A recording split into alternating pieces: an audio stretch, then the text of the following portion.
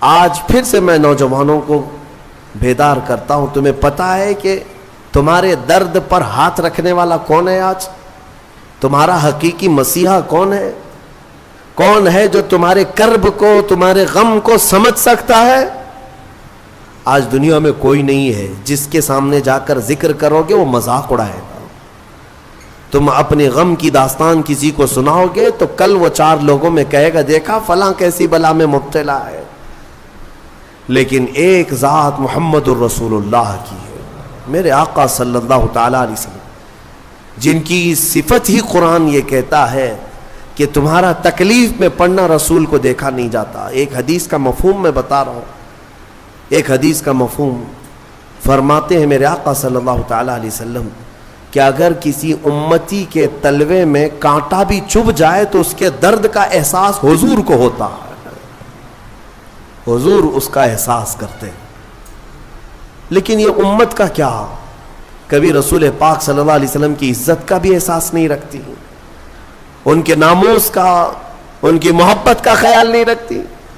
سب کو اپنی اپنی منمانی کرنی ہے، اپنی طبیعت کی سننی ہے، مجھے اپنی خواہشات پہ جینا ہے۔ حضور کیا چاہتے ہیں وہ کسی کو نہیں چاہیے آج۔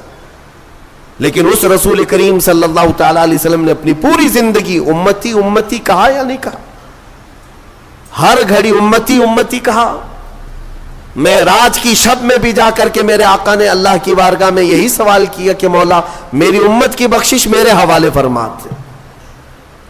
معراج کی شب میں قبر کی گود میں بی بی آمنہ کے ہاں دودھ پینے کے ایام میں، اور پھر مدینہ طیبہ کے احوال میں رسول کریم صلی اللہ تعالیٰ علیہ وسلم نے سب سے زیادہ یاد کیا ہم جیسے نکموں کو یاد کیا، ہم جیسے گنہگاروں کو یاد کیا، بلکہ رویا بھی کرتے تھے اپنی امت کی یاد میں۔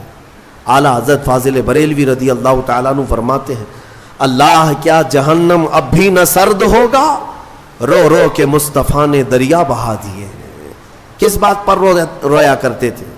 ماں عائشہ صدیقہ فرماتی ہیں کہ رات کو بستر پر سوئے ہوتے رسول پاک صلی اللہ علیہ وسلم، پھر اچانک بستر چھوڑ کر اٹھ جاتے، عبادت کے لیے کھڑے ہو جاتے، کھڑے ہوتے اتنا کہ فجر ہوتی، اور حضرت عائشہ فرماتی ہیں حضور کی پنڈلیاں سوج جاتی تھیں، میں کپڑے سے سینک سینک کر کے نرم کیا کرتی، اور کبھی اگر بجلی کڑکے باہر یا ابر چھا جائے حضور اپنے گھر سے باہر نکل آتے، ہاتھ پھیلا کر مولا کی بارگاہ میں دعا کرتے کہ مولا ان بجلیوں کو دور کر دے، اس ابر کو ہٹا دے۔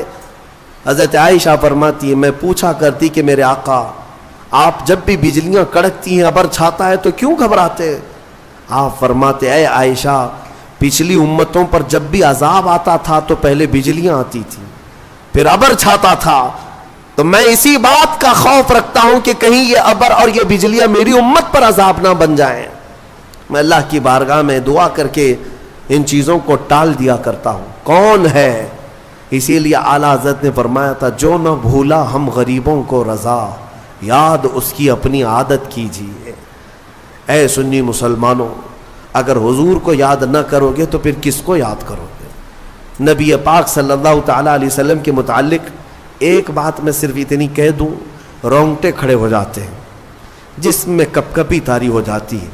وہ وقت جب آپ کا آخری تھا، ظاہری دنیا سے رخصتی کا وقت ہے، حجرہ عائشہ میں میرے آقا آرام کر رہے ہیں، بخار کی شدت ہے، ملک الموت اندر داخل ہوئے، حضور کی اجازت سے روح قبض کرنے آئے تھے۔ یہ سکرات کا جو وقت ہوتا ہے نا، نزع کا وقت بہت شدید ہوتا ہے، آپ ایکسپلین میں نہیں کر سکتا کہ وہ وقت کیسا ہوتا ہے، کیونکہ جو جھیلا ہے وہ پھر واپس آیا نہیں بتانے کے لیے۔ نزع کا وقت، اس میں انسان اپنے ماں باپ کو بھول جاتا ہے، پہچان نہیں پاتا اپنے بیٹوں کو بیٹیوں کو، حتیٰ کہ بعض نزع کی کیفیت اتنی سخت ہوتی ہے کہ اپنا نام بھول جاتا ہے، نہیں یاد رہتا، اپنے آپ کو بھول جاتا ہے نزع کے وقت۔ لیکن میرے مصطفیٰ کریم صلی اللہ تعالیٰ علیہ وسلم اس کیفیت میں جب نزع کا وقت تھا، ملک الموت قریب آئے تو کیا پوچھا جانتے ہیں؟ پوچھتے ہیں اے اسرائیل یہ نزع کا وقت بڑا سخت ہوتا ہے، بہت درد والا ہوتا ہے، بتا تو ذرا کیا میری امت کو بھی اس حالت سے گزارا جائے گا؟ امت کو یاد کرتے ہوں تو کیا امت پر اتنا بھی حق نہیں ہے کہ آج اپنے حبیب پاک کی عزت کے لیے اور حضور پاک صلی اللہ تعالی علیہ وسلم کی ناموس کے لیے جو بہانے بازیاں کی جا رہی؟ محسوس کرتا ہوں جب تک اللہ نے آواز دی ہے یا جب تک اللہ نے طاقت دی ہے یہ امانت منتقل کر دی جائے، ورنہ قبر میں جا کر میرے مصطفیٰ کریم صلی اللہ علیہ وسلم کی بارگاہ میں شرمندہ نہ ہونا پڑے، ذلیل و رسوا ہونا نہ پڑے، کیونکہ سامنا تو اس رسول کا کرنا ہی ہے، قبر میں ہو یا حشر میں ہو۔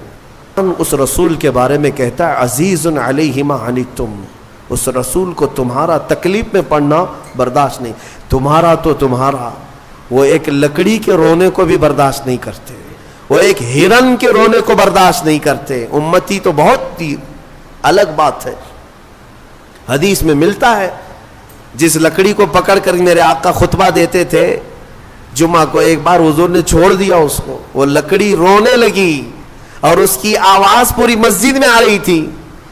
حضور بیچ خطبے سے اتر آئے اور جا کر کے اس لکڑی کو اٹھایا، سینے سے لگایا۔ صحابہ نے پوچھا حضور یہ کیا بات ہے؟ کہا جو تم آواز سن رہے تھے یہ لکڑی کے رونے کی آواز ہے۔ کیوں رو رہی تھی؟